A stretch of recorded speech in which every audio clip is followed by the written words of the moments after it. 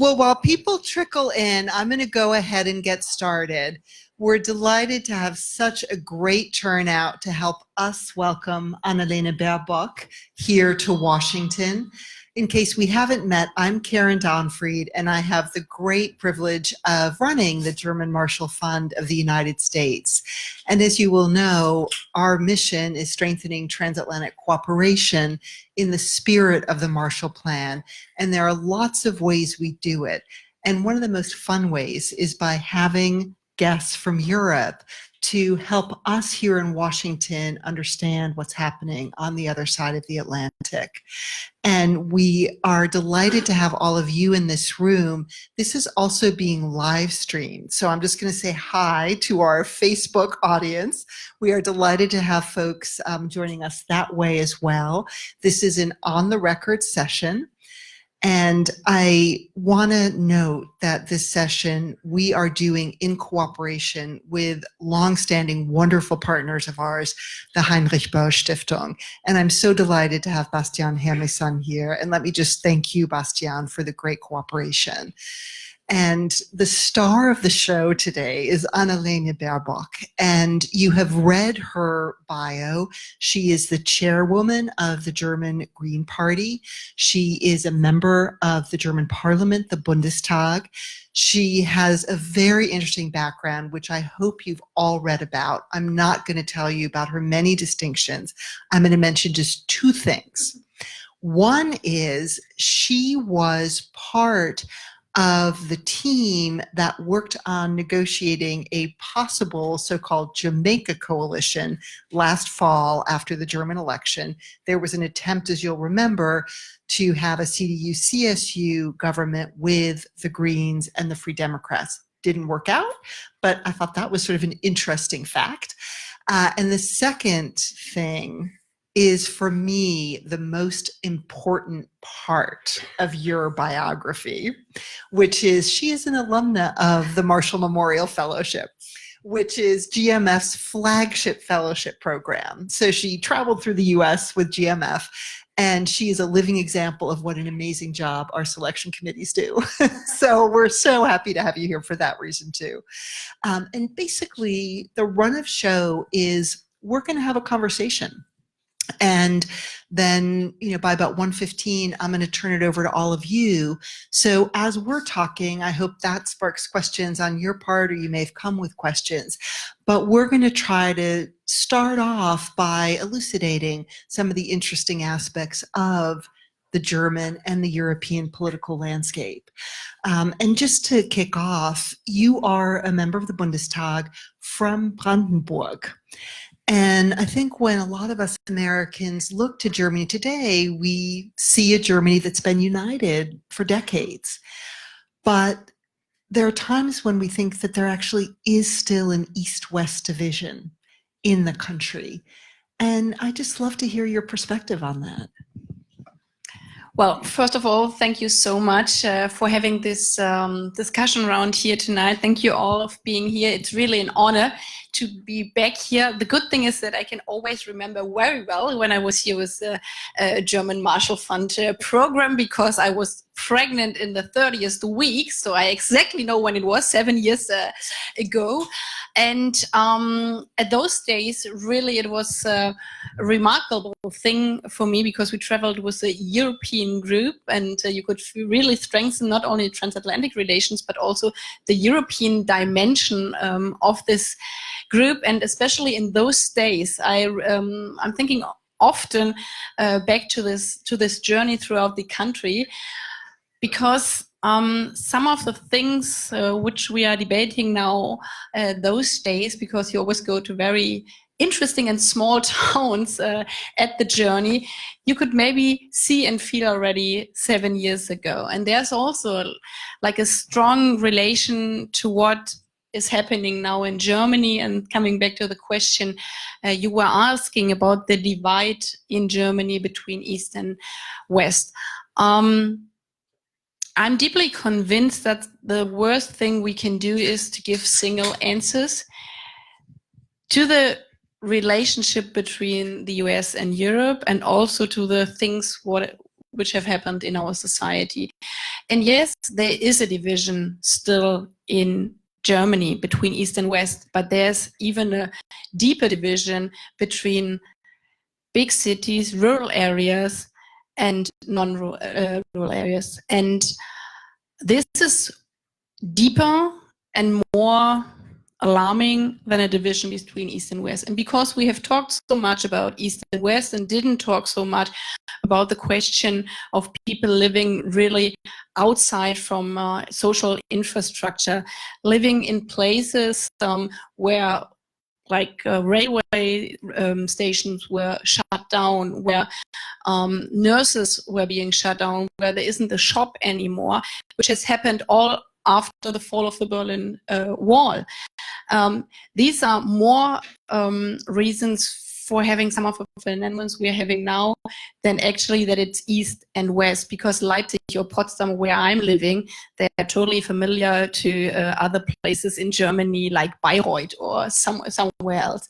And also when you look at the results of our right extreme party now, the new AfD, you have to look, actually, they have peaks in areas where we don't have like constant internet connection. They have peaks in areas where they shut down the railroad station in Eastern Germany, but also Northern or Western or Southern Germany. And I think it's more important to look at these things. However, because it's not a single reason, we also did something completely wrong after '89 that we thought democracy will come by itself, because people went on the streets for democracy and then we turn on the light and democracy is there. And we see it also in Eastern Europe. They joined the European Union, everybody was saying, well, great, now they joined the club of the values of the EU, rule of law, democracy, freedom of press, all these kind of things. But that democracy is a thing you have to work for every day, everywhere in society. We forgot, and we also forgot in the western part of the European Union. And this is also one part of the reason. There are many, many others. Maybe we come back to them later. But I see also there are some similarities between Europe and the US in these kind of questions. So I was told that you spent part of the summer sort of making a tour through Germany. And I'm curious, I mean, did you notice differences of perspective in that tour, or would you say that across the country, if you were to say, you know, what are the 3 priorities that are on your mind as a German citizen? Was there a unity of perspective across the country?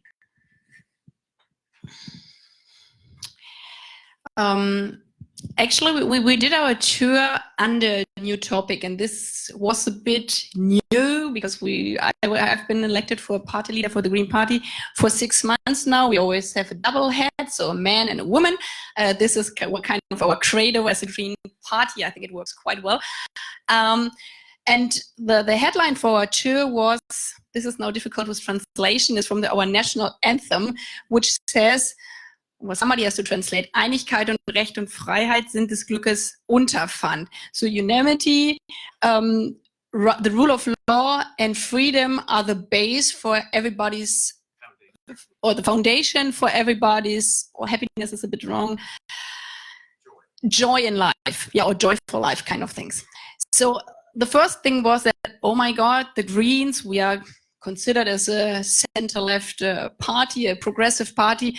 They are using the anthem. Should they do it? But in times where actually we also have a debate about all these 3 values, meaning unanimity, who belongs to our society? Is it just the German-born people, or are these people also who came to Germany and live there now, so citizens?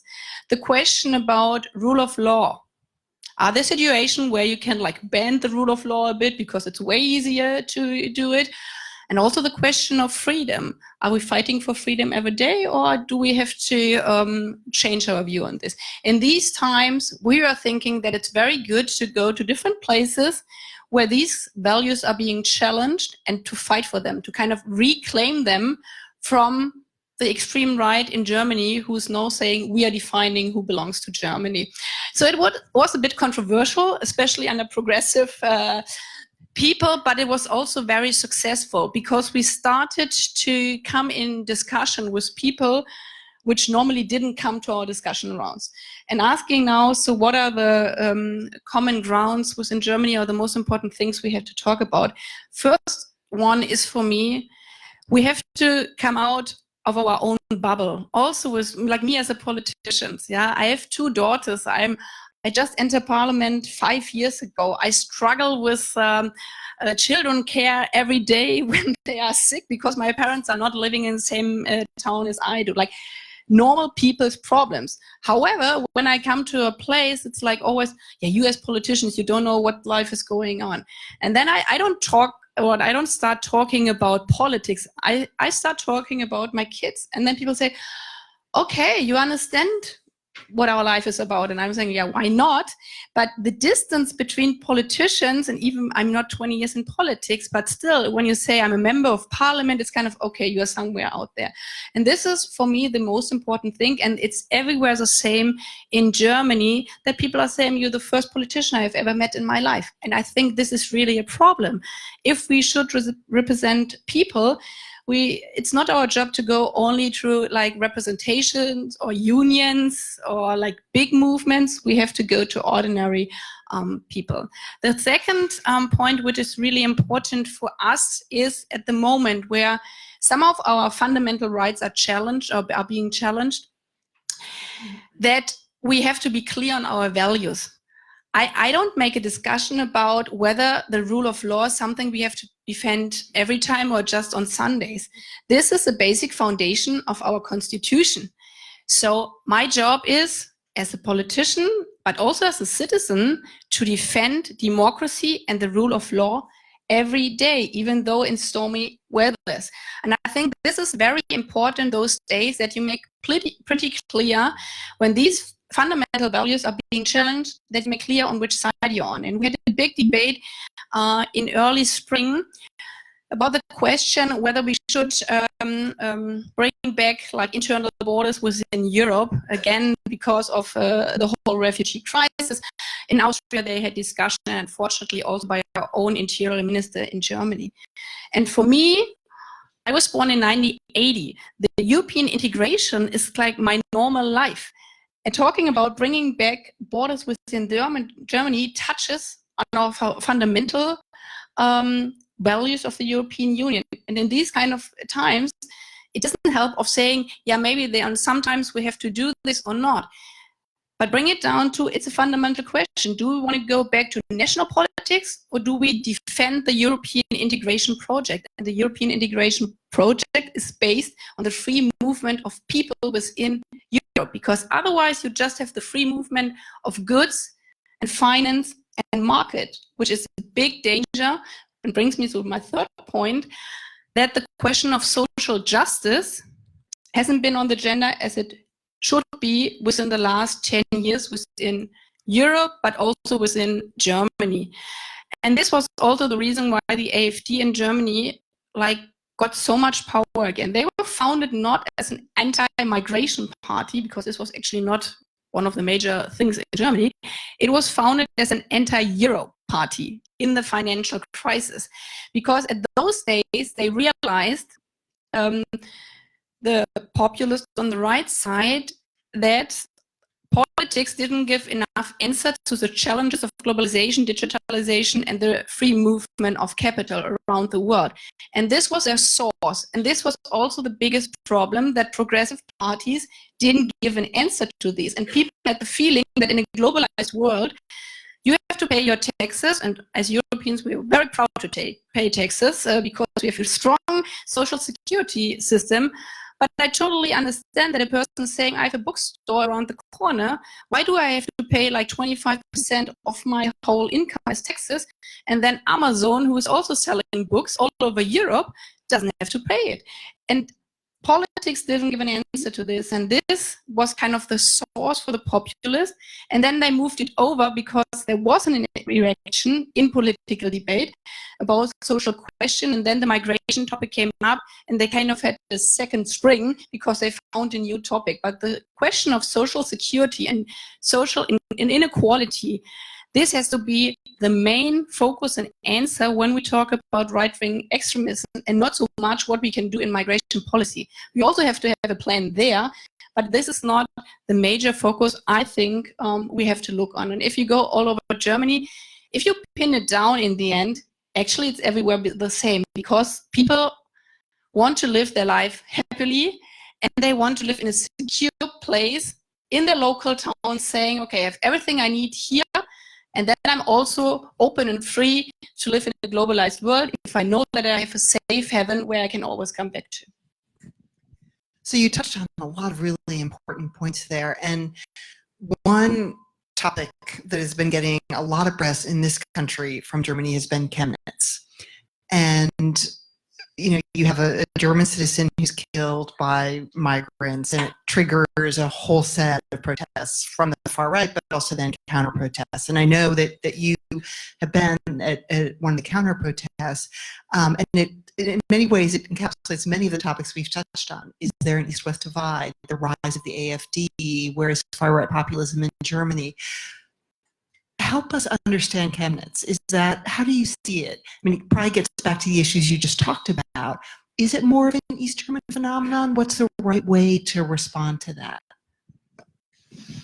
Well, we do have a problem with right-wing extremism in Eastern Germany, especially in Saxony, where Chemnitz is based on. We know that for the last years, but actually we know that for the last 50 years. And unfortunately, the local government there didn't really react to it, like also after the 1990s. And this is different. So you cannot put whole Eastern Germany over the same, umbrella, yeah. Because, for example, where I'm from, Brandenburg, in the 90s, after the fall of the Berlin Wall, we had also this upcoming neo-fascist movements, especially in Eastern Germany. Like, people were being killed, similar situation, by extreme right-wing people because they burned their houses. And in those days, there was a big alliance of all citizens all over Europe, Germany, like millions of people demonstrating in the streets. And then a lot of Eastern German governments said, okay, we need a strong coalition of all Democrats against these peoples and show this is not the way we want to do it, and strengthening civil society, doing educational work, all these kind of things. But this didn't happen in Saxony because of political decision by their government at those times. So this is one source that it has in history, that a lot of things, Chemnitz has, like other towns before, like weeks before, we had like also attacks from right-wing extremism. So it's no coincidence that it happened in Chemnitz, like the showing off of forces of extreme right and misusing such a horrible murder as an occasion for this demonstration. However, if you look at the people who were in the streets, they didn't come all from Chemnitz, not even part of it. They came from all over Germany. And this is important because there's a strong network, and it's a European network of the extreme right, which is supported also with a lot of money directly from Russia. We also have to see this connection there, and they are testing different spots where they can claim the streets. And the horrible thing which happened was, yes, also this demonstration, but afterwards that the police in the first side wasn't able to control the street. And this gave a picture that the state doesn't have the control anymore. The same story what the extreme right is always telling. The state is losing control, they say, because of migration. But here we had a situation where the state for a couple of hours was losing control. And that's why, for me, it is a turning point, even though we had these kind of demonstrations before. For me, two things are important, and also because we're here a bit further away from Germany. It's not the same as the situation here. It's horrible what happened in Chemnitz. It's a total alarm signal for us, because afterwards also we had really problems with the intelligence service, the president of this intelligence service. There are many things which are not going right. However, we have a clear majority of more than 80% within society, also within the parliament. The AfD entered parliament with 12%. And we shouldn't play their game of saying now Germany is split and here's the extreme right and here is the rest. This is not true. And this is, I believe, really the danger which happened also in public media within the last 1.5 years. We had television shows and then it was like always split, but this doesn't reflect society movement. And I think this is very important. Also, when we want to give answers and say, okay, we want to win voters from the AfD, I believe it's very important not to say focus on the 12%, because some of them, they are extreme right, fascist, whatsoever. They want to challenge the democracy. I will never win as a Green party share these kind of people. Maybe some of them. Yeah, it's not say don't talk to them at all. But we have to rather look at the 40% in Germany, like on federal election, who are not going to vote for different reasons. Some are saying everything is fine, I don't have to vote, they do it well. Others are saying the democratic parties, there's no difference. I don't care who I'm voting because they are all the same. Others are totally frustrated for some of the social reasons I was mentioning. And I think the very important thing is to focus on them. Why don't they take part in politics, in civil engagement? And if you go down to local election, and then you have a split again between East and West, like participation in local election in Eastern Germany is extremely low, sometimes like only 30%. And I think this is more where we have to focus on Democrats, how to engage people again in election. It doesn't just mean go to vote, but also in daily participation within your communities, within the civil society, strengthening those parties. And this is really the job, what we have to do as democratic parties, in my point of view. Your point that, don't misunderstand what's happening in Germany. I mean, 80% of the public is still firmly in the liberal democratic camp. And, we also see another grand coalition government at national level. And so I think the other side of this is people could look at Germany and say, well, actually, nothing's really changing. But if you look at the political party landscape, Germany does look very different, even than it did 5 years ago at the last election. I mean, the former Grand Coalition had about 80% of the seats in the Bundestag, and now they have a pretty slim majority in the Bundestag.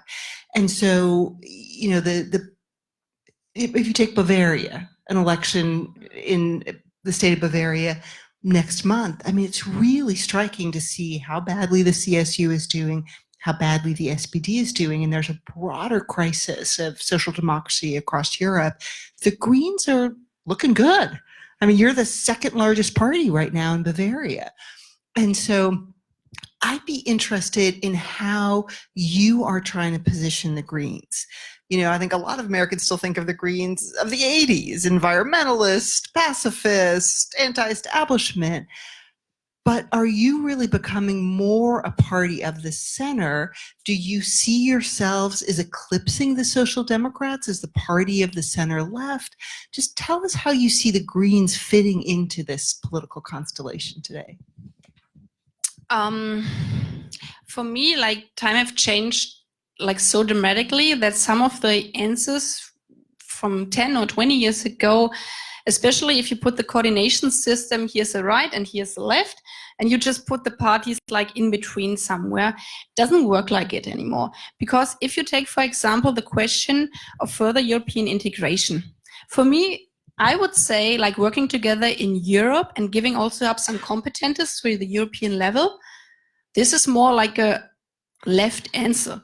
But if you could look in reality, our left party, which followed the Communist Party, is most of the part anti-European and takes the same argumentation sometimes as the right parties. And then we have the liberals at the moment who weren't in government, in parliament for the last years, and they are not decided at all. And we don't see that only in Germany. We also see that in other European countries, for example, the Netherlands, that the liberals, which used to be in the past very pro-Europeans, turn to be anti-Europeans. So for me, the whole system of being right or left, it's not so easy anymore to position you there. And I think it's also kind of the wrong debate. For me, it's more in this regard, are we going back to national answers and solution in a globalized world? Or are we working on European and also multilateral answers? And the same on the question of liberal values. We have a shift between countries which are turning more to a like authoritarian answer, and those who are saying we are defending a liberal, open, free society based on a plural system and society. And this is kind of what we as a new party leaders try to do, saying we are giving answers to the questions which are on the table right now, and these are clearly European. These are truly liberal, like from liberal meaning from a civil rights movement base. And it's also, and they're like coming to the ecological questions. I would say we even have to be more radical on ecological answers, because if you look at the climate crisis, it's kind of the biggest danger worldwide to mankind. And we have to really give answers to this. And like the social democrat answer currently in Germany is, yeah, but let's take don't take too much pass on this because otherwise we have social problem. And this is, in my point of view, the total wrong answer. And they would consider them also a bit more to the left. But I think like counterparting ecological questions and social questions, it's totally wrong, because if you look in cities, or I think you know it like in America very well as well, those people who have the less incomes, they suffer mostly from environment polluted area, meaning water, but also meaning the climate crisis worldwide. I mean, who has to flee because of the climate crisis? Those people who then cannot feed themselves anymore. And it's the same in Germany. We had like horrible rainfalls and also first time tornado like 2 years ago in Germany. Yeah, and some insurance companies say, we don't insure your houses anymore. And who's suffering? Those people who cannot afford to build a new house afterwards. So for me, this is also a very important point if we are talking about where to set your party in the coordination system, that I'm saying social justice and ecological answers, they totally belong together. And that's what we as green people are standing for, and bringing up the social question a bit more on the agenda, where in the past, at least in Germany, people didn't really connect for the Green Party of a party for social justice. And, you know, the debate you sketched around what's the right answer to these issues. Is it a nationalist answer? Is it, or do we want an open society? I mean, that's also a debate that you're seeing very clearly on the European stage. And I know that you worked for a member of the European Parliament, and there's also been a lot of attention focused on the European Parliament elections that'll be coming next May. And in the last round of European Parliament elections, you had a parliament result with about 30% of those members who are Eurosceptical. It seems so hard to imagine that you run to be a member of the European Parliament for the express purpose of trying to undermine European integration. But the concern is that next year you'll have an even larger cohort of Eurosceptics in the European Parliament. So for Germany, and I think you'd find a very, very strong majority of Germans who want a European answer to these challenges. What do you see coming out of those European Parliament elections next year? Well, I believe these are the most important European elections since 1979, when the European Parliament was for the first time being elected directly by its citizens, because it's really question if Europe is going further the way of integration and giving answers together to global question, or if we are going back to national answers. So this is really a crucial debate. And for me, the thing is that those parties in the past who said we are pro-Europeans, they didn't dare to really defend the European project. And we can see that in many, many countries. Also, for example, with regard to the Brexit. The whole reason why we are having the Brexit was actually that before the vote on it, 3 years before, Cameron connected his own political career to the question of the result of the Brexit. It actually didn't have anything to do with the future of the European Union, but he was challenged so much by UKIP those days, from a right-wing party again. He didn't have the courage of saying, yes, we are having problems in the European Union. And I mean, the Brits were always a bit skeptical, but anyhow, this is a project which I defend as a Democrat. But he was saying, well, I don't really know. I don't want to position, because he was so much afraid of UKIP that he said, like, in 3 years' time, when like time has already different questions on its agenda, we will have a people's vote on it. And it was a question of courage. And I really believe that some of the problems we are having in the European Union is due to the lack of political leadership to really do what leadership means, to lead, to give people an answer, a vision, a hope for the future, and also solution, and not just say, okay, we are in this situation and we don't really know what to do.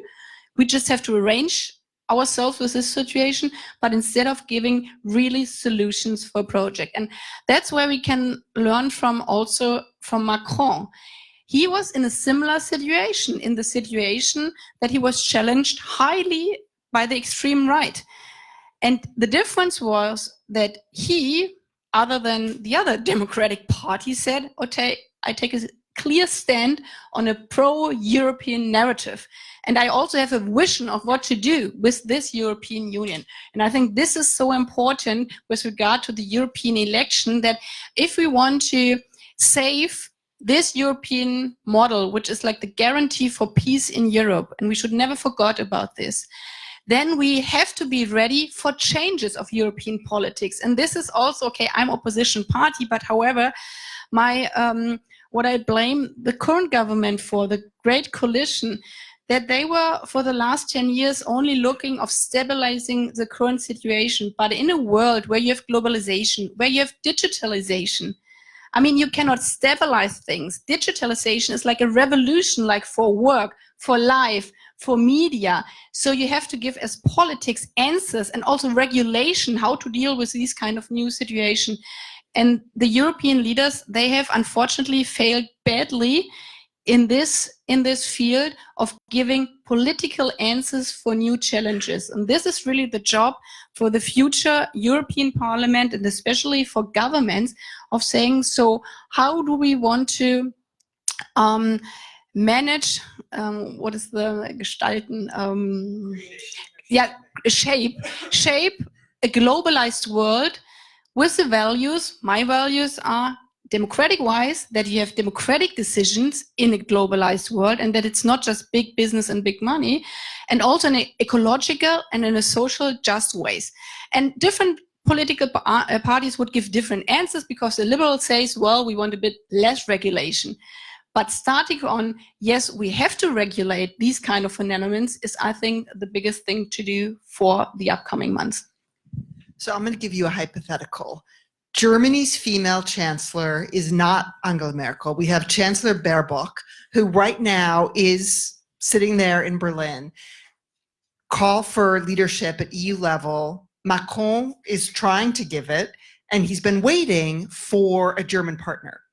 So, Kanzlerin Baerbock, what is the most important thing that Germany and France should be doing together today? What should Germany's answer to Macron be? Is it on the Eurozone? Is it on security and defense policy? Is it on migration? I mean, what can that Franco-German project be that breathes that new vigor into the EU? Well, tricky question. So I give a typical political answer. No.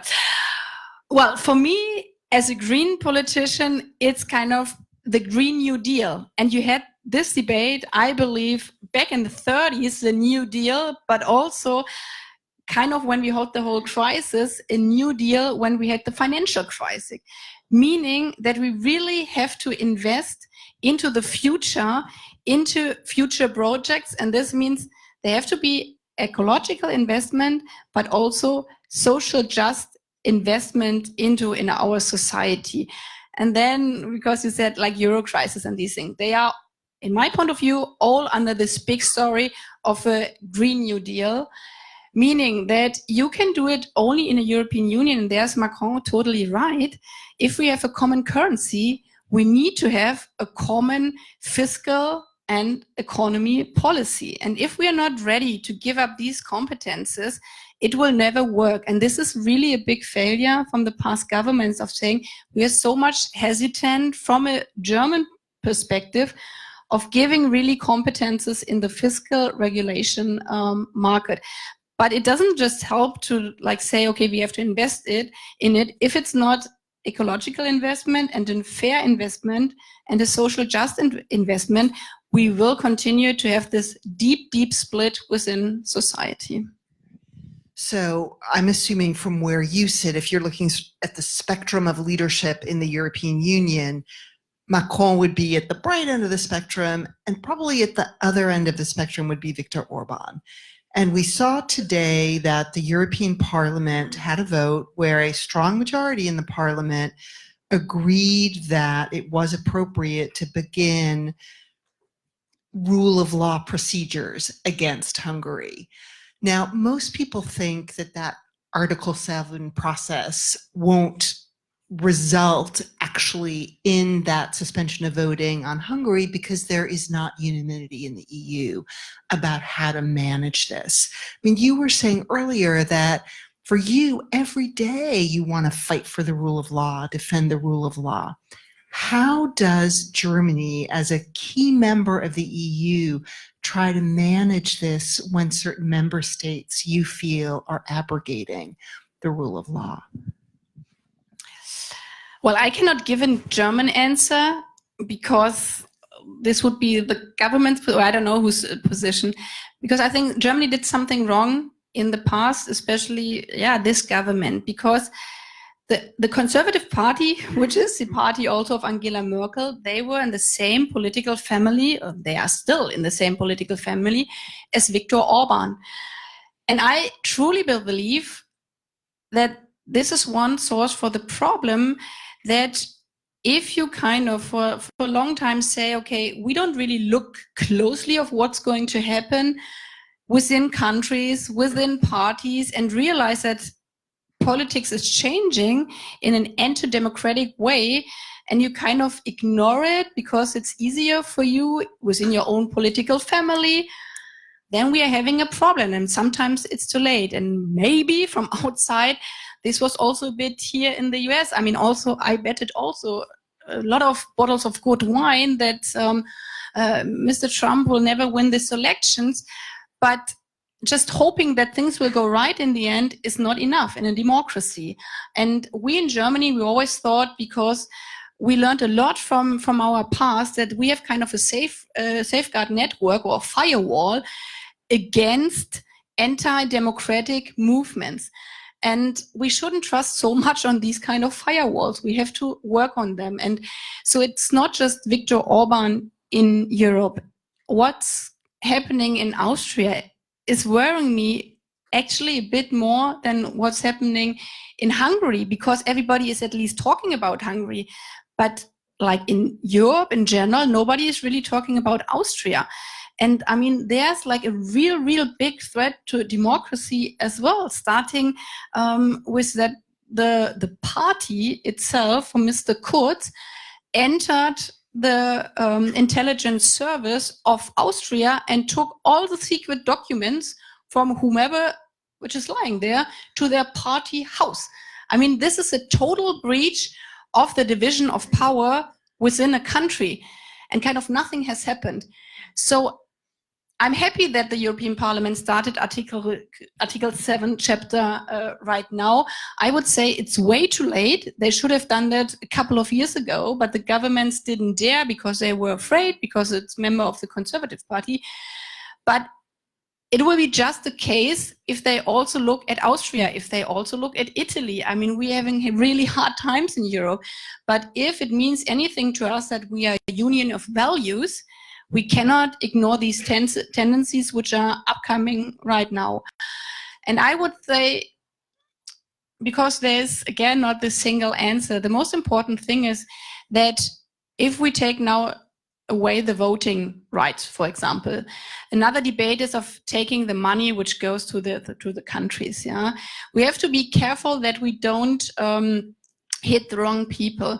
For example, there's so much civil movement still going on in Hungary, also in Poland, for example. It's especially, very interesting fact, maybe we can come back to that later, it's especially women who are fighting for democratic rights, going on the streets, defending democracy, which have been never politicized before, but they are now there because they are saying, okay, when democracy is in danger, especially women's rights are also in danger, because in this societies with right-wing extremism, it's always a cut on women's rights as well, abortion rights, but also other questions of working rights and these kind of things. So if we cut on funding for European countries, we should give that directly to local and community areas.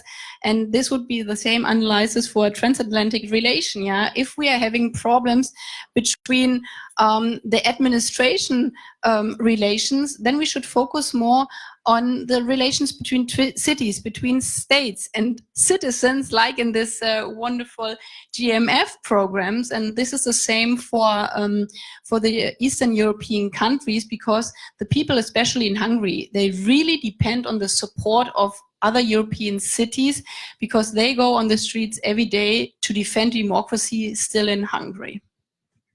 So I'm about to open it up to all of you, but before I do that, I have one last question for you, and it's about us Americans. We are sitting here in Washington. Certainly those of us who are Germany watchers in the room read with interest when your foreign minister, German foreign minister Maas, articulated his new US strategy. And I'm curious what the perspective of the Greens is on the US, and is there a green US strategy?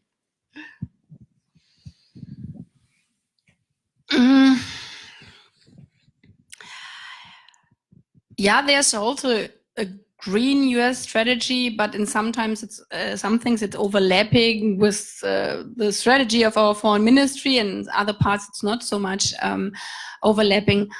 I mean, if you're referring to the article also which he wrote, I think it's very important that the question of a strong Europe and like even stronger Europe in the field of foreign relation, European security, is not a reaction to what has happened here in the US, but it has to be a reaction of the challenges Europe is facing worldwide. And those of you who know European politics a bit better, we have like a strong integration path in environmental questions, also in the question of the internal market. So this is like the strongest integration project. But in the field of foreign policy, also internal security policy within the European Union, many things are still regulated on the national level, which means that also, for example, for the fight of terrorism within Europe, there's not a European answer. There's a national answer of every European state. So I strongly believe that even if we would have had here another administration, Europe has to work within the next years more on the question of integration, on security issues, on foreign policy issues, speaking with one voice in this regard. Because Europe has to play a major role in a globalized world. And now if it comes on the same spot that the US currently is playing a way less role on the international level, and our guarantee as Europeans, it was always very easy for us of saying, okay, multilateral problems, okay, if we are not doing anything, then at least the US is taking care of it. And if we are not in the situation anymore, Europe has the question if they are ready to stand up. And I believe if we as Europeans are not ready to stand up to fight for multilateral answers, to fight for peace in the world and also for transatlantic relation, we see other powers emerging. And if you look at China, for example, I would say China is kind of the only power in the world currently which seems to have some kind of strategy what they want to do with regard of the globalized world. I don't agree of what they are doing, but if I want to give another answer, and my green answer also to transatlantic relations and to multilateralism, would be that this has to be an answer which again sees the boundaries of our economic growth, that there are environmental boundaries, sees a need for bridging the gap between the division between poor and rich in the world, and also sees the need that security is a global question and that we have to care for our neighbors, because otherwise we will have a huge problem. And this is what we as Europeans have to work on. And if we have again or still partners all over the Atlantic in this field, this would help a lot for world politics. And if not, then Europe really has to fill this gap. Super. Well, thanks so much. And let me open it up to all of you. Yeah, all the way in the back. I'm Basil Scarless. I've worked on German affairs and European affairs, and there is a view here in the United States, and I'd like your opinion if you have a similar view in Europe. A view among many social critics in the United States is that the professional elite of the United States, the upper 10% of income, they don't face the problems of immigrants or the workers in factories when there are trade dislocations and when there's high levels of immigration. They can live in wealthy suburbs. In wealthy suburbs in the United States, you know, schools are excellent. Many others lower down in the socioeconomic layers can't afford that. Do you have a similar perspective in Germany? Yes, I would say not as much as here in the US. Like if you look at the education system, for example, because like we don't really have privatized schools, so we have like a broad field of public schools, so there are some differences. But in general, we face the similar situation, that there's, especially in big cities, a gentrification, yeah, that people are really being pushed out of cities. And the strengths in the past, I would say, kind of in the European model was that neighborhoods were like totally mixed, like from social different income levels, that people's kids went to the same school, didn't matter what their parents' income was, that they played together in a football club. But because of gentrification in cities, like neighborhoods are totally homogeneous. So the kids go to the same school and they play in the same football club. And we have it in some areas, they play tennis, and in the others they play football. And this is already a question of social origin. So that's why I also mentioned before, the question of social equality is one of the crucial questions if we want to defend democracy within Europe, because social justice is one of the cornerstones. I know it's a bit different here, but it's one of the cornerstones of European democracy. And I'm always saying social justice is the glue which connects society. And we see that this is not like sticking so much anymore. And in the same regard, democracy is fraying apart. And these are the big challenges. So that's why also the question of taxation, the question of income, the question of retirement scheme has to be on the top agenda of our society. And the same with the question of if people are facing the results of migration.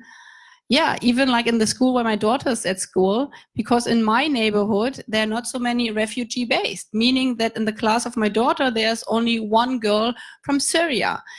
And we realize already how difficult it is for the teacher if there's one girl who doesn't speak at all a single word of German. But there, like in another district, there are 5 kids who don't speak German at all. And obviously, the problem there is way bigger. And so my answer is not of saying, well, it would be better if there wouldn't be a single Syrian girl in the class, but that we need additional teachers in these classes where they face these challenges. And this is again coming back to politics. Politics is not about complaining about the situation, but the job of politicians is giving answer to the current situation there. And that's why we have to bring more teachers in school for teaching kids who don't know the language. And I see the danger, what you were mentioning, if I don't realize that there is a problem at all, because in my school class, there is not even a refugee kid, then obviously I'm not really facing the challenges others are facing in the neighborhood, in the district, the corner around. Here's to solving problems. That's a good one. Yes. Michael Drinkwater with AICGS. So you mentioned that you would like to learn from Mr. Macron. As you know, Macron is currently trying to form a pan-European coalition that transcends traditional party lines for the next European election. Would the Greens be willing to join such a coalition? Well, I advise the German government to learn from Macron, because many ideas from Macron were also the ideas we had already some time ago with regard to European integration. And it's also not by coincidence that we are having a Green Party in France, because in some fields I also totally disagree with Mr. Macron, especially on nuclear question, but also on some parts of migration question. Therefore, my answer to your question, if we join his coalition, no, because we are running as European Greens for the future parliament. We have our own parliamentary group. However, on the question of shaping future politics, I truly believe that it's very important that progressive actors and progressive political parties join forces on the crucial question, where is Europe as such as a project heading for? And we have to vote for a new head of commission after this European election, and we will definitely support a person who does progressive, pro-European politics for the next 5 years. And if there's an alliance between different political parties, we were very happy to support these. And I see us as a Green Party kind of as a bridge for some of the ideas from the Macron movement on European questions. And also, for example, Syriza in Greece, I also have with some topics my problems, but also with a European approach in this difficult crisis. And I think if progressive actors join forces, then in this kind of regard for the next commission, it will be very helpful for Europe as such.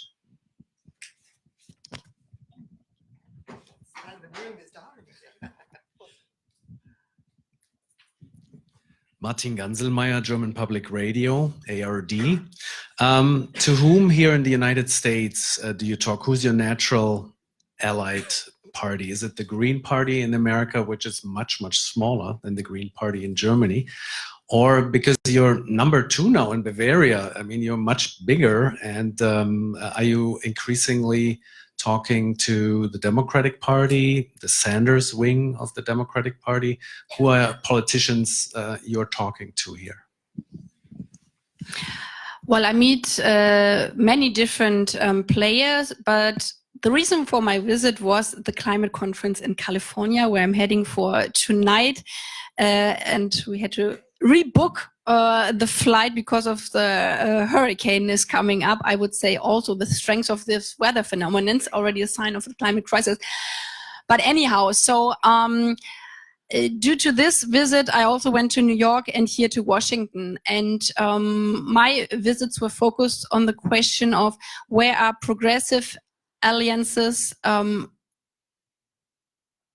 over the ocean for strengthening democracy, strengthening the rule of law. Therefore, I met many civil society people here within the US, and especially in the field of democracy, indivisible, I always say it right, indivisible, yeah. And other players, but afterwards, after this meeting, I'm going up to the Hill as well, and I'm having talks there as well with people from the capital. So it's a big mixture of people, but with a focus on civil society. Great. And I'm going to keep swinging around, but I also just want to encourage women in the room to ask questions too. But Ted, yeah.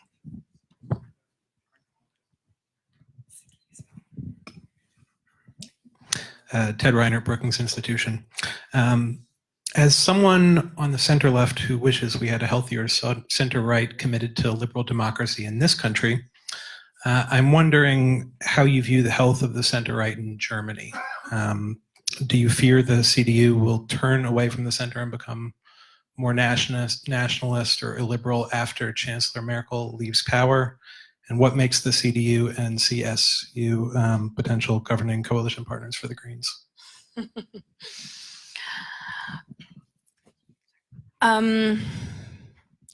I truly believe also, like from German history, that there's a big danger of a total split within society. I mean, history never repeats itself, but for me, it's always important to look back to understand if we have some like tipping points or alarm signals. And that's why also in the relation to what has happened in Chemnitz, it was very easy to say the government in Saxony has totally failed, and the prime minister of Saxony, he's from the Conservatives, and saying, okay, this is all your fault. I think, yes, in part, they have a high responsibility of what has happened there, especially with regard to the state institution, with regard of the police, and also with regard to the intelligence service. But it's too easy to say this is the only reason. And I find it more important in this kind of situation to bringing a strong alliance with all the democratic actors together on the streets, fighting for democracy, instead of saying, look at our party, we are the only true one party which is defending democracy. I think in this kind of situation, you really need an alliance between all democratic parties. However, I also had to realize, and this was really hard for me, that in those days when we had like big protests where high-ranking politicians went to Chemnitz to give a symbol that we are fighting these extreme radical and criminal structures there, some people or some parties were missing. And this was unfortunately from a higher level, not from the local level, but from the higher level, also the conservative and the liberal parties. And I had a deep disappointment actually in those days, because I find it very dramatic.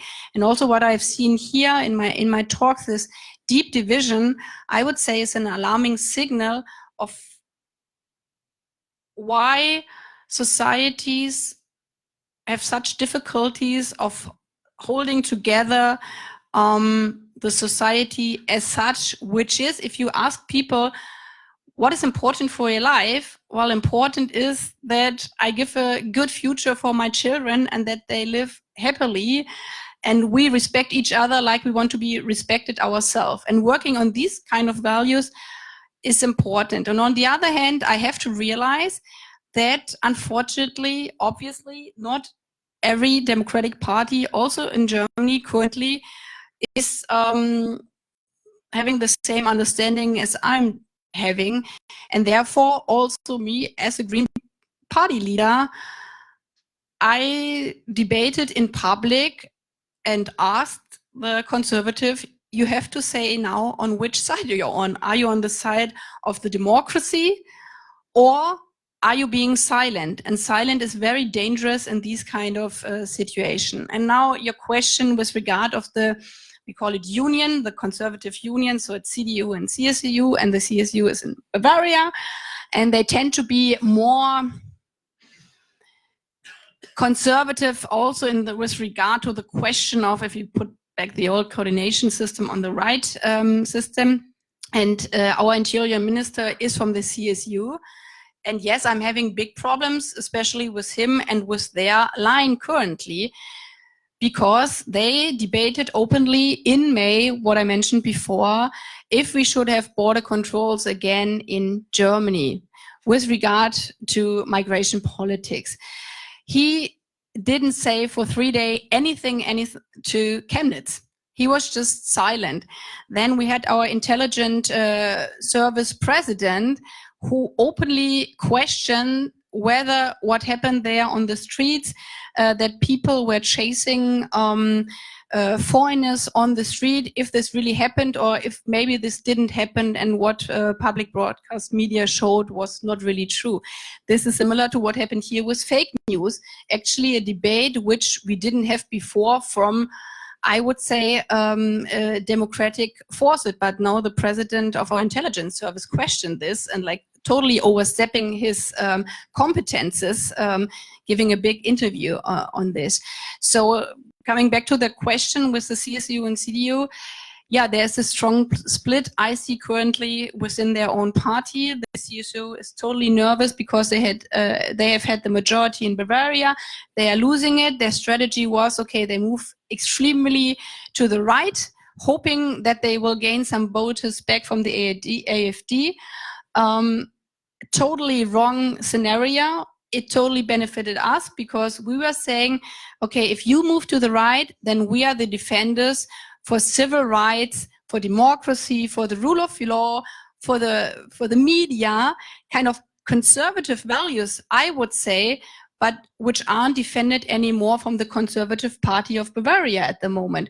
So some of the voters who before voted for the CSU now openly said, we vote for the Greens because at the moment they are the only one who are saying they will defend our democracy and our rule of law. And this is very important, a pro-European approach. This is also very important for many, many voters, especially in Bavaria. So I'm actually going to sneak in a follow-up, but then I'm going to come to you and then you, okay, just so the microphone can. Do you think that's why the Greens are doing so much better in Bavaria? I mean, is it because the CSU has moved to the right and you're the ones occupying that space? And then why is it you and not the SPD? Or, help us understand that.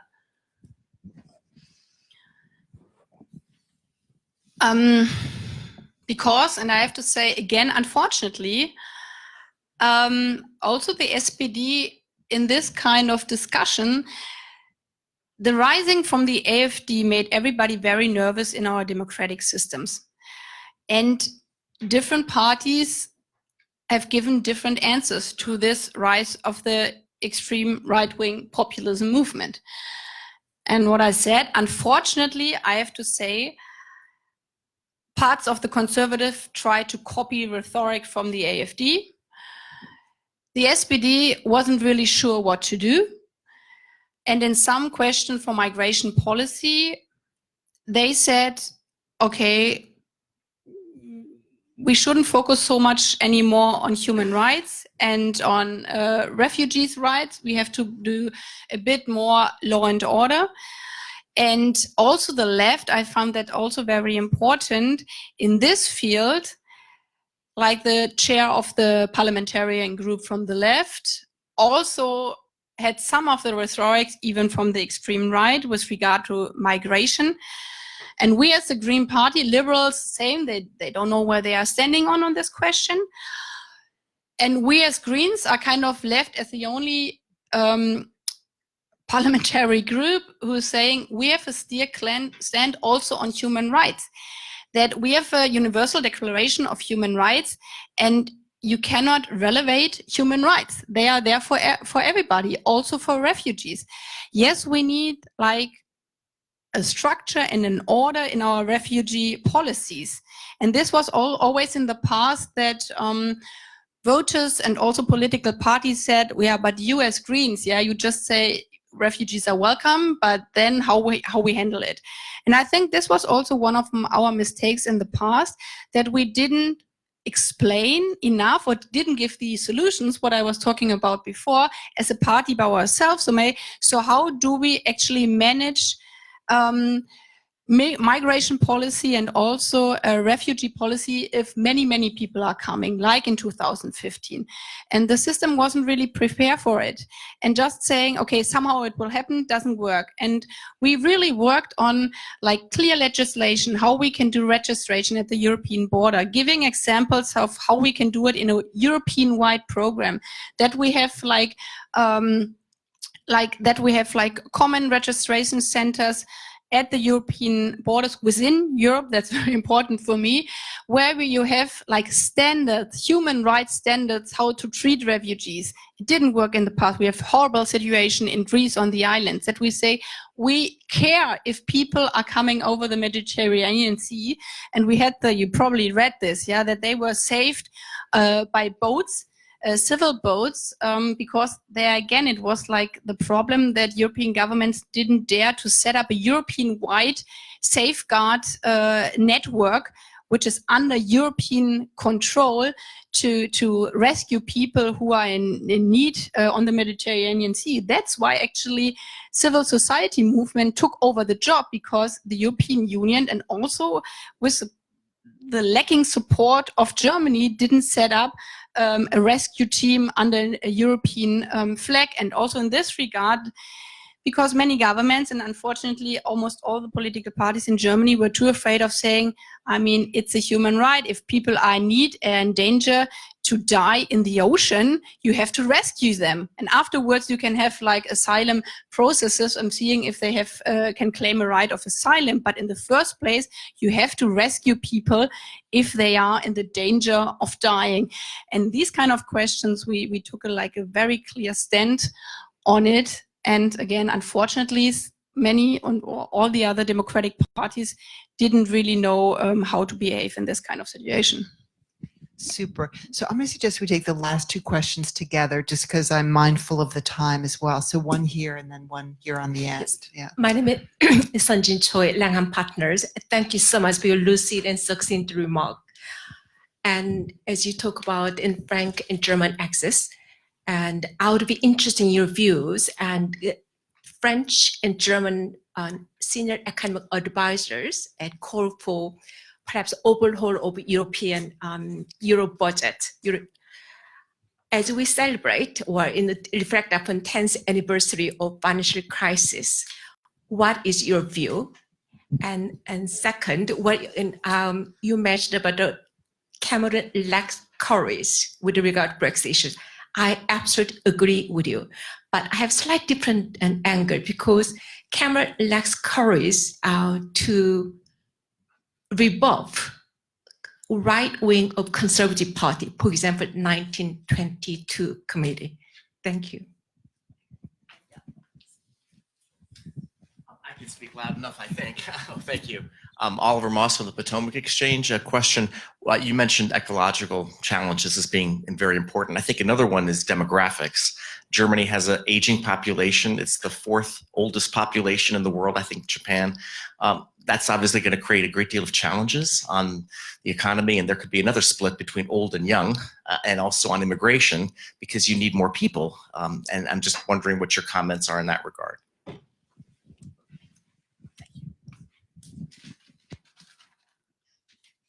Well, it was a financial crisis. There are different answers to it, but the most important one was that we didn't have a clear regulation on the question of banks going bankrupt and putting up a safeguard system.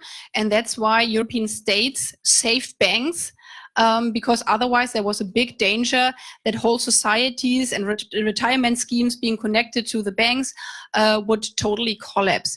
And this left a feeling within European societies, especially in Southern Europe, where there was also the question of austerity policy, that the state is helping out banks, and otherwise they are totally cutting on social welfare systems.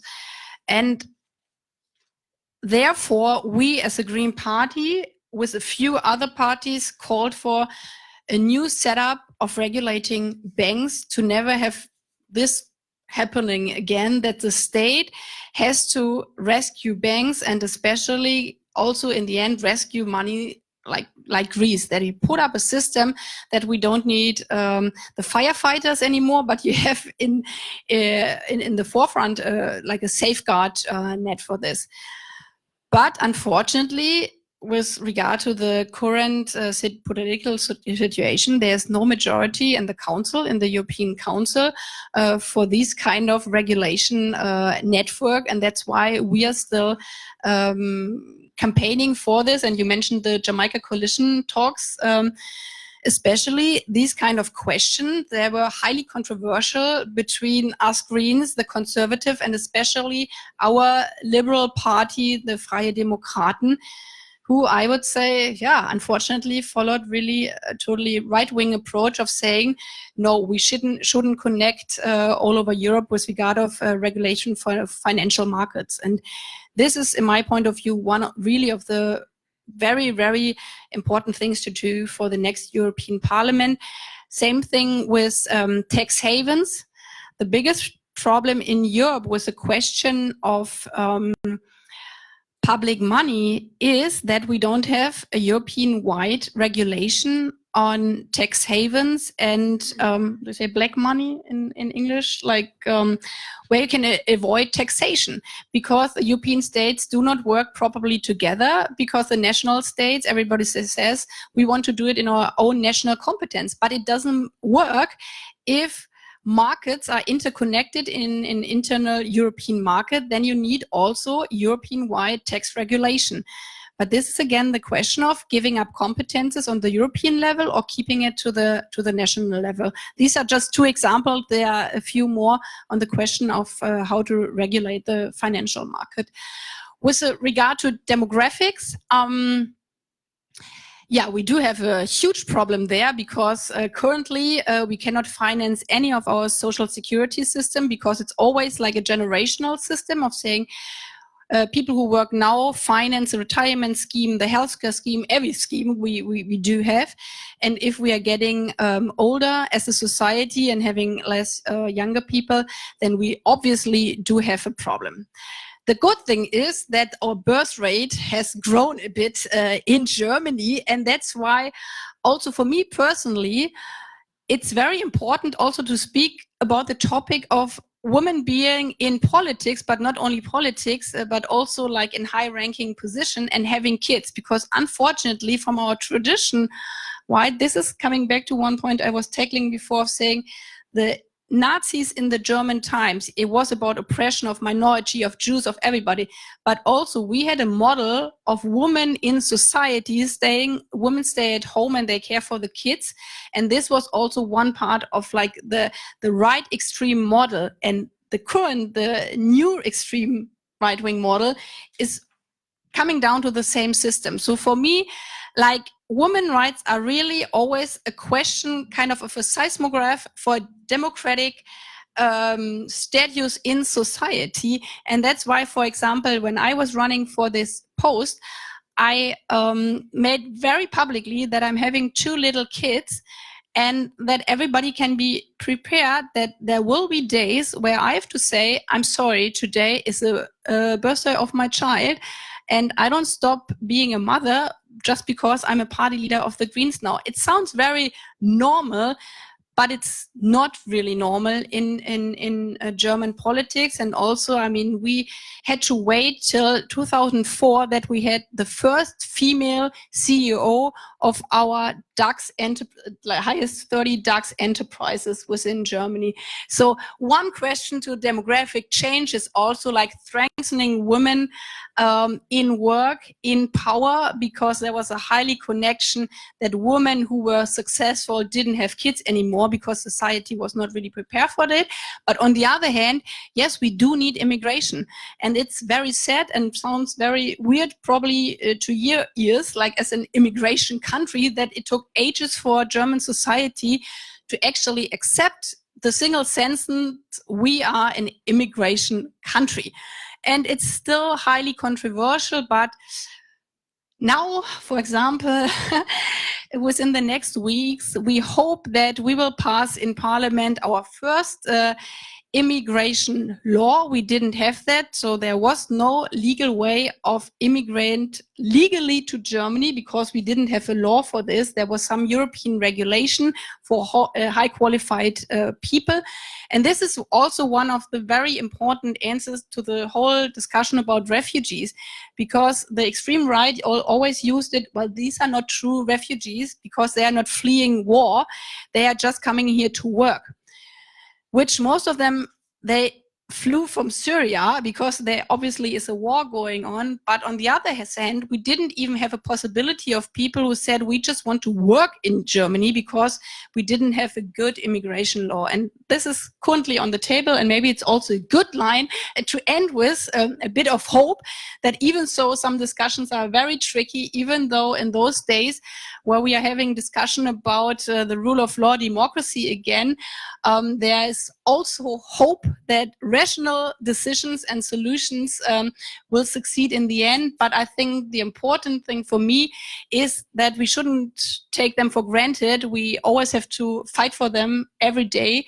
And democracy really needs us in Europe, in the US. And the best thing is if we work together on it. Thank you very much for the discussion. Well,